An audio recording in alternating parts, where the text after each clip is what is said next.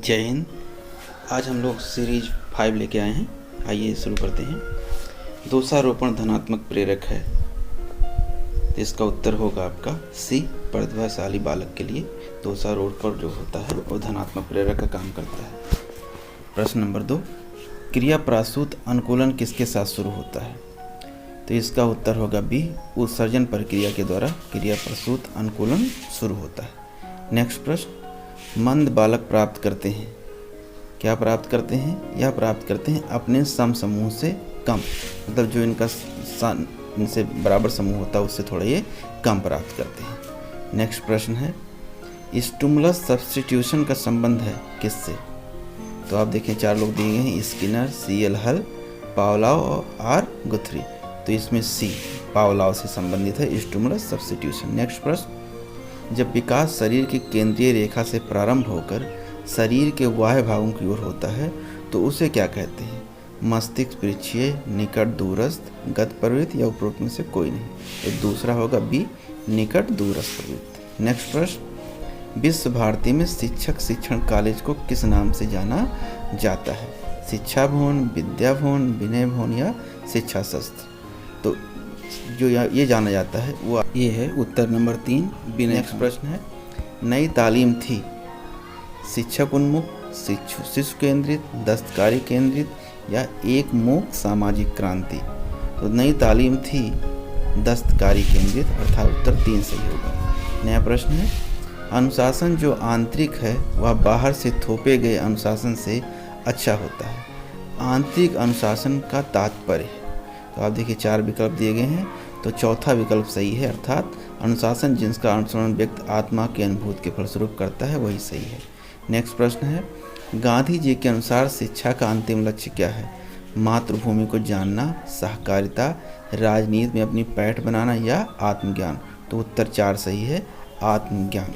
Next प्रश्न, गांधी जी के अनुसार शिक्षा का अंतिम लक्ष्य क्या है? मातृभूमि को जानना, सहकारिता, राजनीति में अपनी पैठ बनाना या आत्मज्ञान? तो इसका उत्तर होगा 4। ये प्रश्न 2 बार हो गया है, तो यहाँ थोड़ा चाहे बढ़ा के देख लीजिएगा। नेक्स्ट प्रश्न, वैदिक शिक्षा प्रणाली में जब किसी शिष्य को अपनी समस्या का समाधान नहीं मिलता था तो वह किसके पास जाता था? राजा के पास, परिषद में, पढ़ाई छोड़ देता था या स्वयं ही समाधान ढूंढने का प्रयास करता था? तो उत्तर 2, परिषद में जाता था। नेक्स्ट प्रश्न है, वैदिक काल में किस तरह का दंड दिया जाता था? बहुत कठोर दंड, कोई कठोर दंड नहीं, शारीरिक दंड या गुरु कभी उन्हें ठोकर भी मार दिया करते थे? तो उत्तर 2 सही है, उस समय कोई कठोर दंड नहीं दिया जाता था। नेक्स्ट प्रश्न है, वैदिक काल में गुरुकुलों में शिष्यों के साथ कैसा व्यवहार किया जाता था? गुरु अपने कार्य के लिए उनका शोषण किया करते थे, उनके साथ अच्छा व्यवहार नहीं करते थे, उन्हें दंड देते थे या उनके साथ पुत्र जैसा व्यवहार करते थे? उत्तर 4 सही है, उनके साथ पुत्र जैसा व्यवहार करते थे। नया प्रश्न, त्रिभाषा सूत्र इसलिए सुझाया गया है? तो देखिए 4 विकल्प इसके दिए गए हैं, इसमें से देखिए कौन सा विकल्प आपके सामने सही होगा। तो उत्तर नंबर जो 3 है ये सही होगा। त्रिभाषा सूत्र जो है मातृभाषा के अतिरिक्त किसी एक अन्य भारतीय भाषा के अध्ययन को प्रोत्साहन देने के लिए किया गया था। नेक्स्ट प्रश्न है, शांति निकेतन आश्रम की स्थापना हुई थी 1900 ईस्वी में, 1905 ईस्वी में या 1901 में या 1940 में? तो इसका उत्तर 3 सही होगा, शांति निकेतन आश्रम की स्थापना 1901 में हुई थी। नेक्स्ट प्रश्न, उत्तर प्रदेश के ग्रामीण इलाकों में निजी प्रबंधन द्वारा अंग्रेजी माध्यम के समांतर प्राथमिक विद्यालय क्यों चलाए जा रहे हैं? तो देखिए 4 विकल्प आपके सामने दिए गए, उत्तर 3 सही है, निजी प्रबंधन शिक्षकों को बेहतर नियंत्रण या पर्यवेक्षण करते हैं। नेक्स्ट प्रश्न, स्थानीय स्वायत्त शासन की कौन सी संस्था उत्तर प्रदेश के ग्रामीण इलाकों में प्राथमिक विद्यालय चलाने के लिए उत्तरदायी है? तो 4 विकल्प दिए गए, ग्राम पंचायत, जिला परिषद, क्षेत्र समिति और शिक्षा निदेशालय। तो एक सही है, ग्राम पंचायत। नेक्स्ट प्रश्न, हर तरह की श्रव्य दृश्य शिक्षा प्रणाली की होते हुए भी शिक्षक की आवश्यकता क्यों है? तो देखिए 4 विकल्प दिए गए, इसमें जो सबसे सटीक उत्तर सही है वो ये है कि शिक्षक का होना अपरिहार्य है क्योंकि उनके व्यक्तिगत चरित्र का शिक्षार्थी पर अच्छा प्रभाव पड़ता है, अर्थात उत्तर 3 सही है। नेक्स्ट प्रश्न, दूरदर्शन एक ही समय लाखों तरह की सूचनाएं प्रदान कर सकता है मगर यह एक बहुत बड़े आरोप के घेरे में है क्योंकि? तो कौन सा आरोप सबसे बड़ा दूरदर्शन के ऊपर लगा हुआ? यह है, यह गुंडागर्दी और कामुकतापूर्ण दृश्यों को दिखाता है। उत्तर 4 सही है। नेक्स्ट प्रश्न, किस आयोग ने ग्रामीण विश्वविद्यालय स्थापित करने का सुझाव दिया? विश्वविद्यालय अनुदान आयोग या उच्च शिक्षा आयोग या राष्ट्रीय शिक्षा आयोग या सार्वजनिक समिति? तो इसका उत्तर 2 सही है। उच्च शिक्षा आयोग 1948-49 ने इसको सुझाव दिया। नेक्स्ट प्रश्न, मैं एक कवियों राजनेता था, दार्शनिक नहीं, यह कथन किसका है? रविन्द्रनाथ टैगोर का, अरविंद घोष का, स्वामी विवेकानंद का या मदन मोहन मालवीय का? तो इसका उत्तर एक सही है, रविन्द्रनाथ टैगोर का। नेक्स्ट प्रश्न, औपचारिक शिक्षा प्रदान करने वाली सबसे महत्वपूर्ण संस्था कौन सी है? विद्यालय, परिवार या प्रकृति या पुस्तकालय? तो उत्तर एक सही है, विद्यालय। नेक्स्ट प्रश्न, दूरवर्ती शिक्षा का सामान्य प्रारूप क्या है? पत्राचार या निजी तौर पर परीक्षा में बैठने की अनुमति प्रदान करना या शुल्क के रूप में एक बड़ी धनराशि स्वीकार करना या एक कोचिंग केंद्र चलाना? तो उत्तर एक सही है, पत्राचार पाठ्यक्रम। नेक्स्ट प्रश्न, दूरवर्ती शिक्षा की आवश्यकता क्यों है?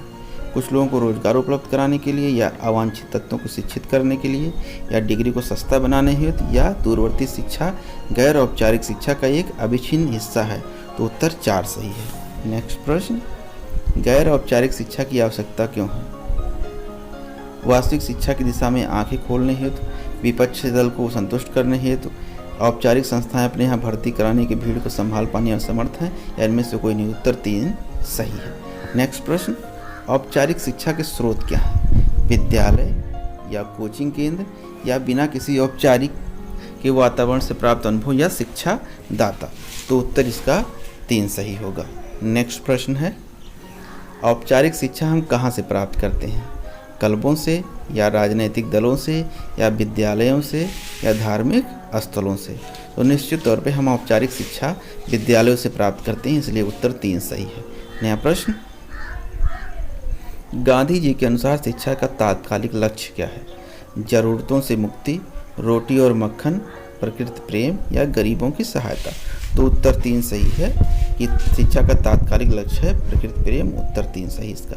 नया प्रश्न, उत्तर प्रदेश में विद्यालयों का निरीक्षण एवं पर्यवेक्षण किस प्रकार किया जाता है? शिक्षा मंत्री द्वारा, विद्यालय निरीक्षक द्वारा, जिला परिषद के अध्यक्ष द्वारा, विशेषज्ञों की एक नाम के द्वारा? इसमें मेन जो उत्तर सही है वो है 2। नया प्रश्न, शिक्षा क्या है? शिक्षा अनुदेश है, शिक्षा किताबी ज्ञान है, स्कूल के भीतर एवं बाहर प्राप्त किया गया समस्त अनुभव शिक्षा है, कुशाग्रता शिक्षा है, अर्थात इसका उत्तर 3 सही होगा। नेक्स्ट प्रश्न है,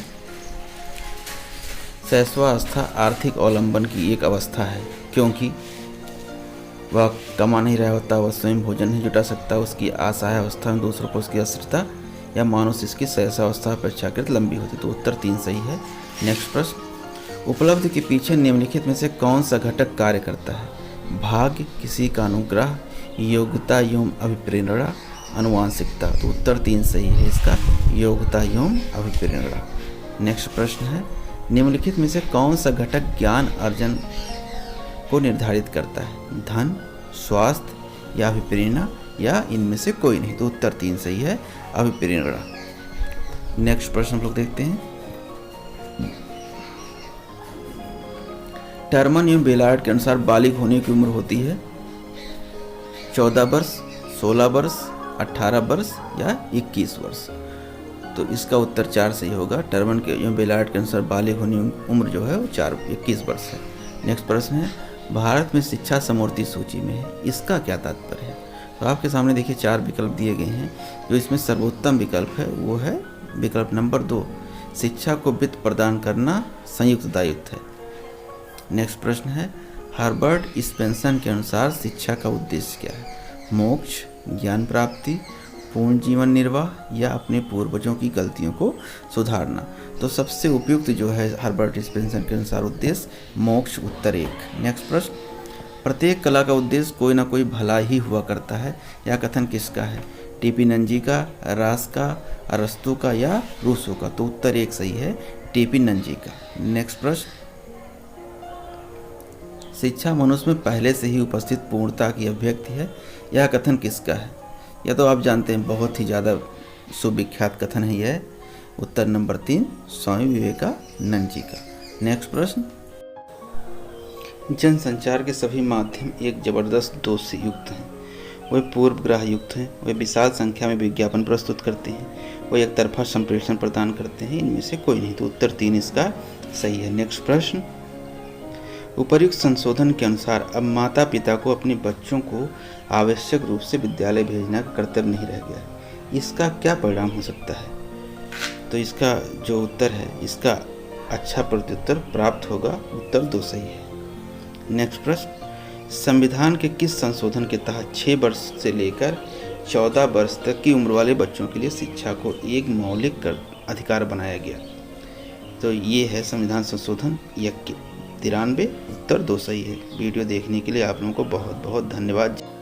वीडियो देखने के बाद आपको कैसा लगा कमेंट बॉक्स में ज़रूर बताइए। यदि अच्छा लगा हो तो लोगों को शेयर करिए, चैनल को सब्सक्राइब